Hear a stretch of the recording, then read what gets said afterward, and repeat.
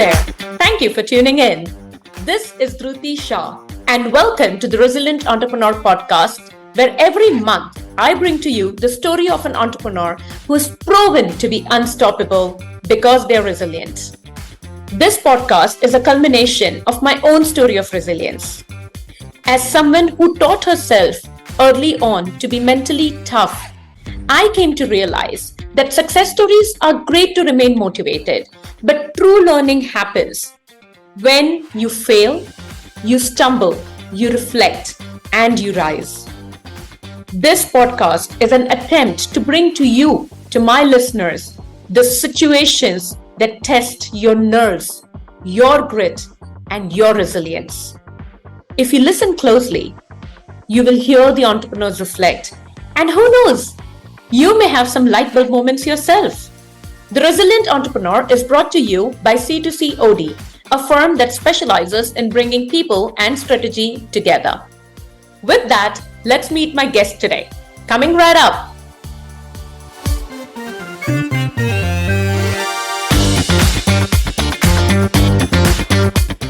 Before I bring in my guest on our first episode of this wonderful new year, I would like to wish each one of you a beautiful, lovely, and resilient 2024. May this new year be filled with boundless achievements for you and your loved ones. My guest today is someone who is deeply passionate about conscious living. She believes that everyone deserves a better food system, and she's actively building one for all of us. Joining me in a few minutes is the dynamic CEO and founder of Wildermart, Shweta Thakur.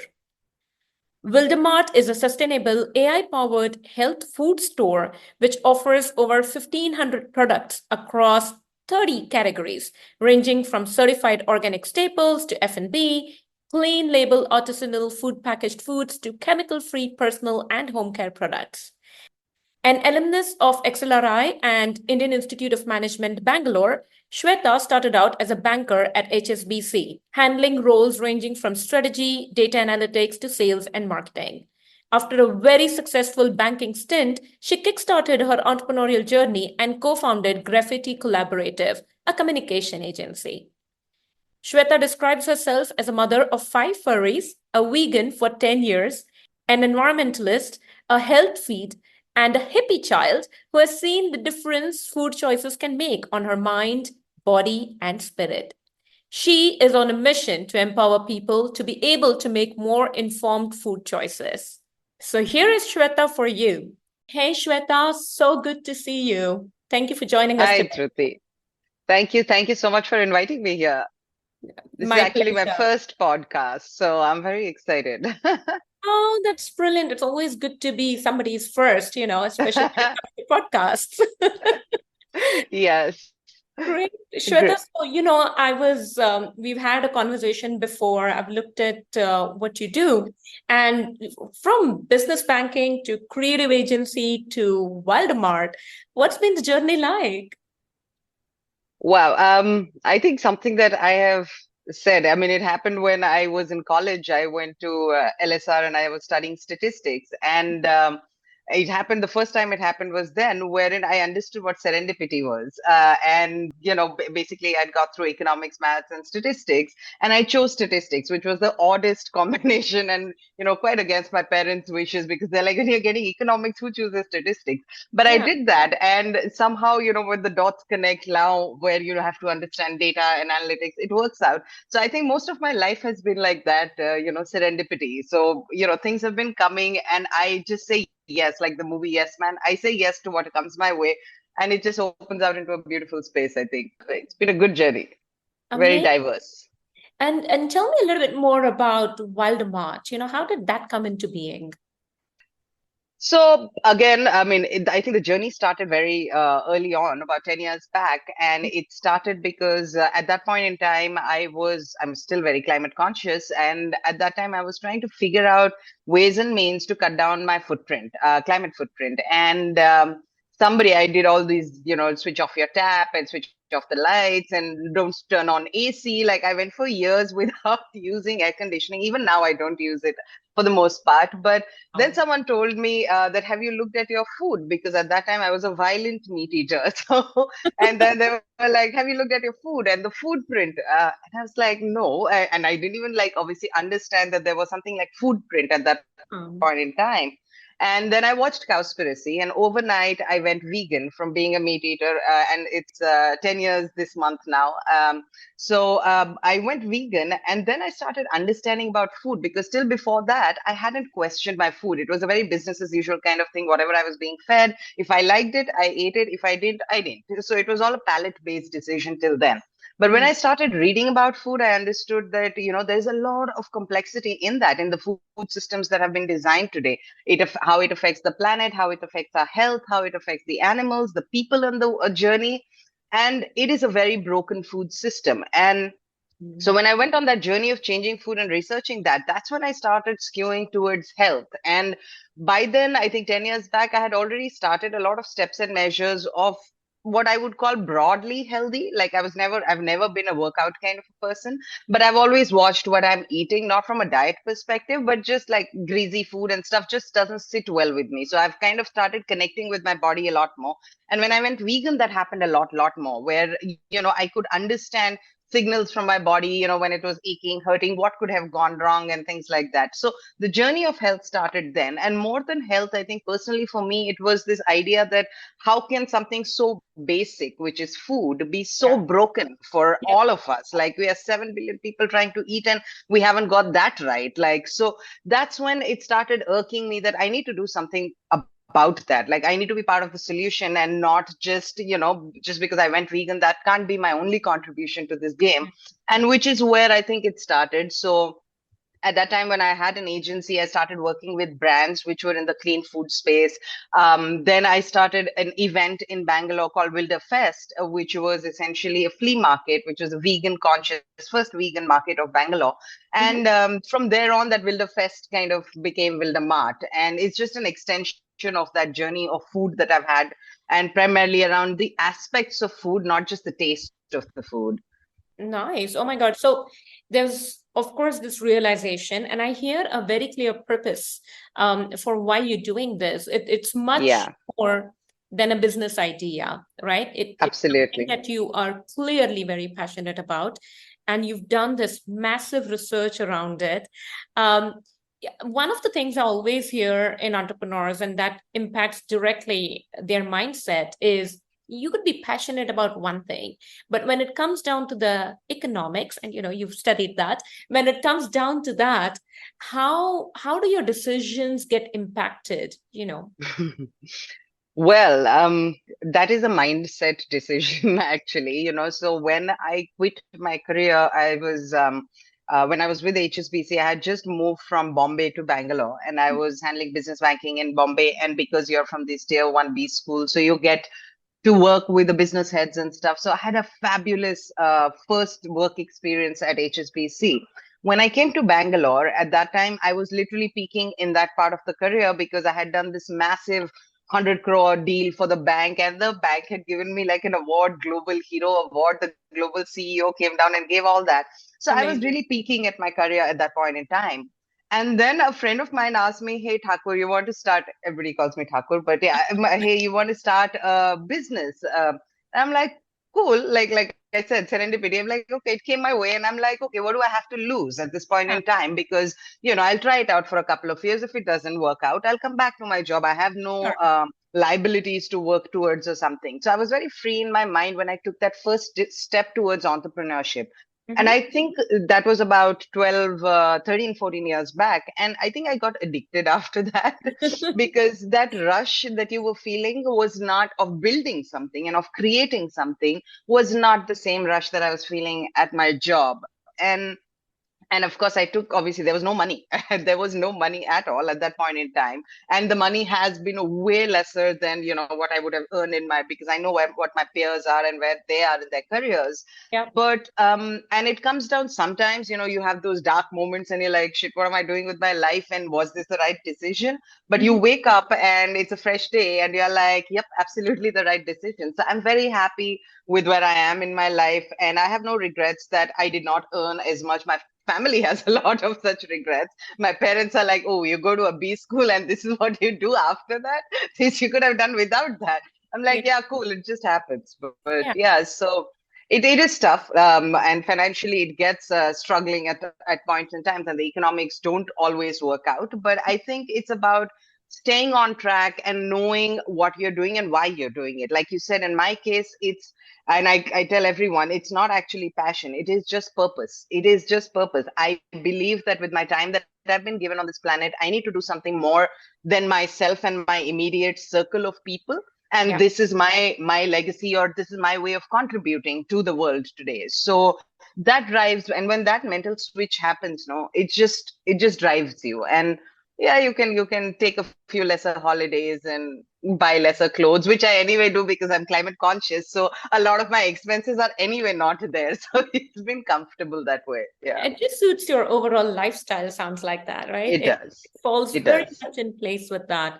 And that's brilliant. Correct. I heard a little bit around, of course, there is the financial pressure, a little bit, right? And the Yeah. social aspect of it as well. How do you cope with something like that? Because I think a lot of entrepreneurs go through that, right? It's not Yeah. always easy to make that decision.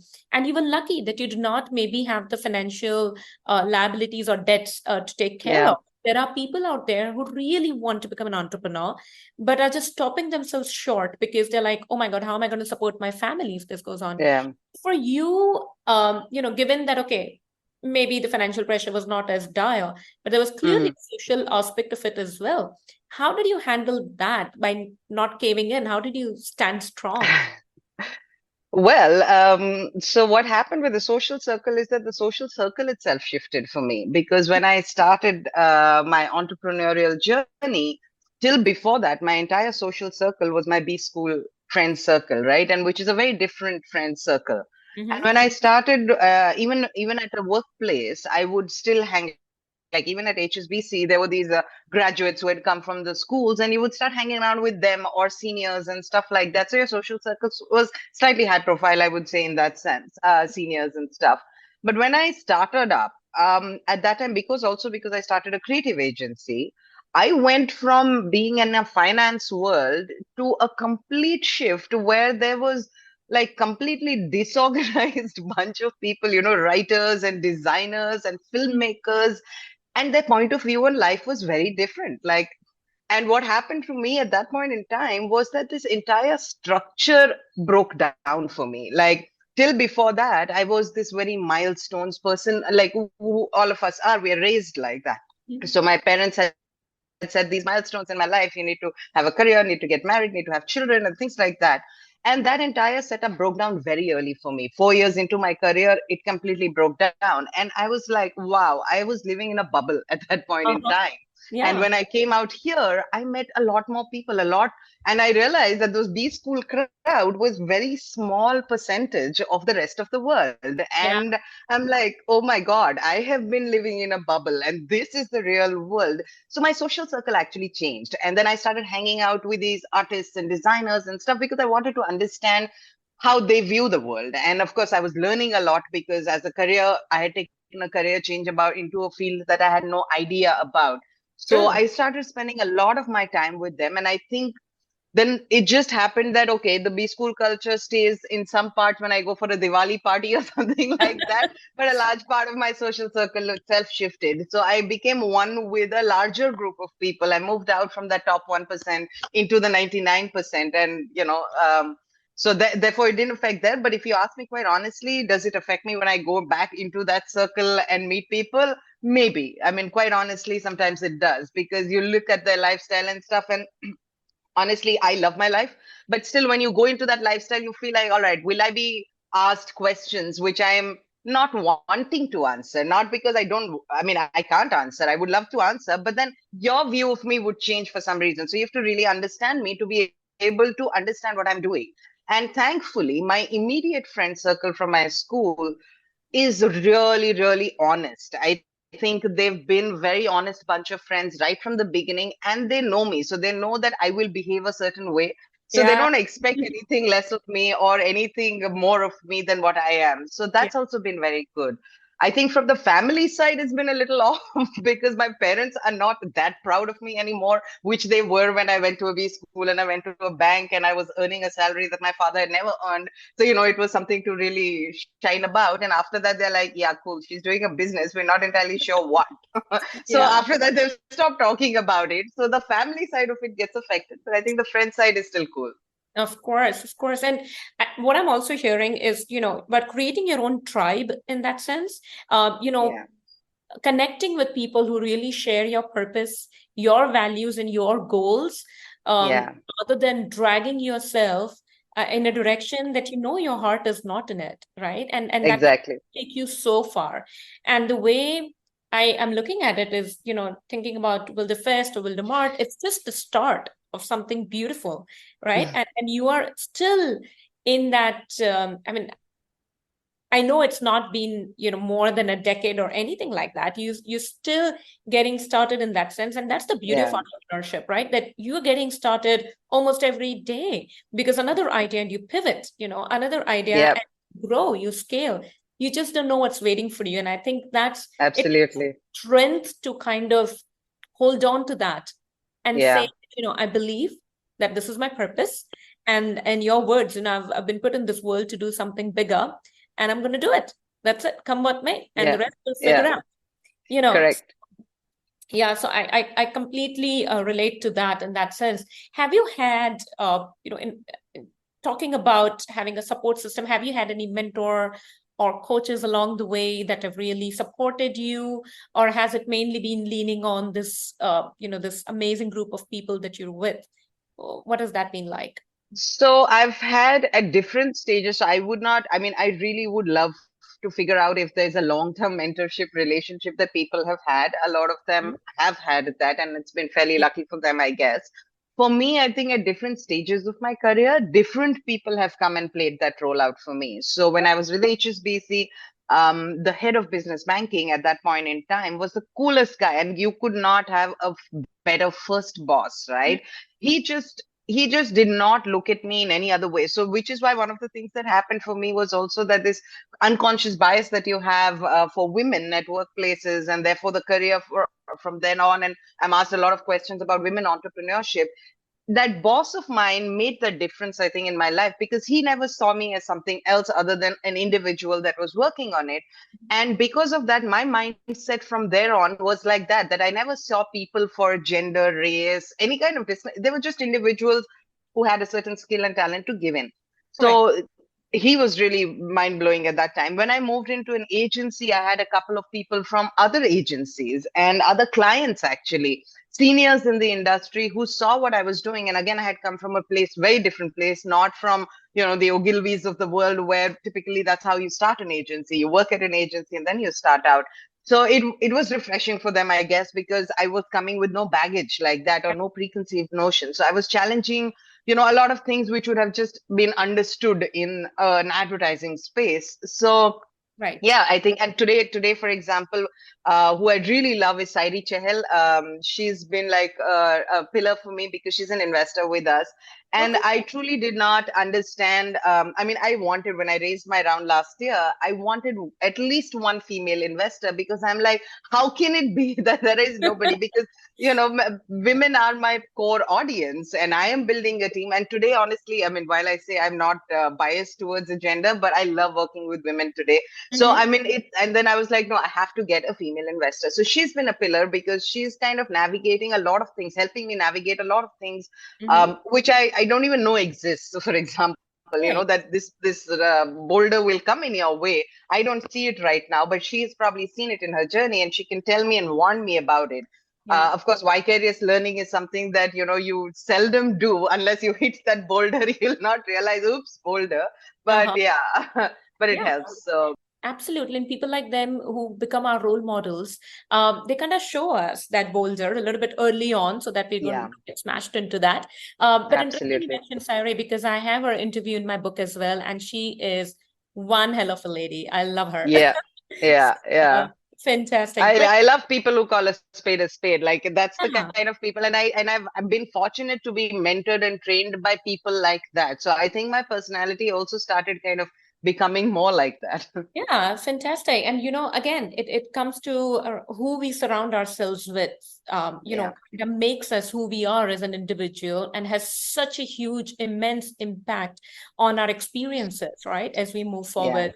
Have you had any kind of routines? Because I know of entrepreneurs, who have a certain routine. There is also, books on them like the 5 a.m. club and all, but Yeah. have you followed any routine that keeps you in that right mindset to go and get shit done? I'm a very routine person. Yeah. Yeah. So I'm a very, very routine person because I believe that kind of discipline, what it does is it cuts out the clutter in your head. And honestly, like I would not have thought of these things before. Like when you are in college and you're reading these books, you're like, okay, yeah, no, I don't know. But when you actually start doing it, you will see that it just changes. Like there are a bunch of things that I do, which is like really set in stone. So 5 a.m. club, yeah, I mean, for the last, I think 2 years now, I've been waking up at 5 a.m. It has Right. changed my game because those 3, 4 hours that I get in the morning is Yeah. just a very different, undivided time where I can get a lot of stuff done.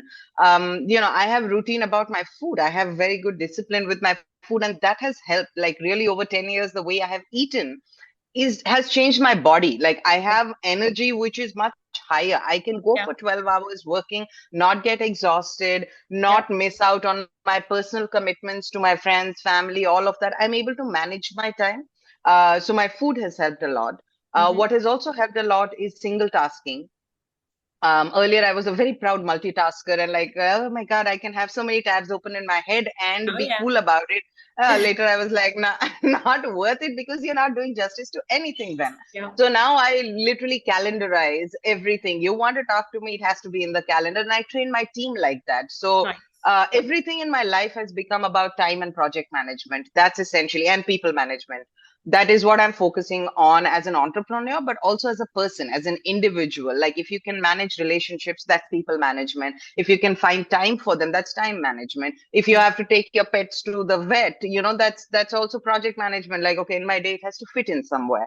So Correct. it's all about routine because that really works out. It helps declutter a lot of things. So you're not thinking something like right now when I'm talking to you, I don't have anything running at the back of my head. So I'm totally committed to you and I'm in the present moment, and therefore the whole experience of that is much much richer Yeah. yeah. And I don't know if you've read that book, right? The Power of Now by Eckhart Tolle. Um, No, I haven't, but I've it's read the summary. beautiful book. It's a beautiful Yeah. book, and I highly encourage you to read that. It's fantastic. And also reading, talking about routine and what keeps you really going. I don't know if you have moments like that, right? But I was reading about Jerry Seinfeld, the famous actor, right? And Yeah. he says that, before I have to go in and on the set, right? I'm in my green room. How I get into that moment is I just wear my jacket and I walk the room back and forth, Hmm. and that gets me into the zone, right? And Right. in terms of top performance or however we want to Hmm. put it. Hmm. So I think Hmm. a lot of people have these little habits, if I may, Yeah. to keep them in that zone. For you, for example, waking up at 5 really ensures that you remain on top of the day and in Yeah. that sense, on top of the game when it comes to your company as well. So fantastic. Anything else, Shweta, that you want to share, with aspiring entrepreneurs or people who are already out there, not quite sure what they want to do, but maybe have an idea, but taken the plunge. Yeah. What pushed you to do that? If you can share a story around that and maybe a tip Hmm. for them at a later point, that'd be great.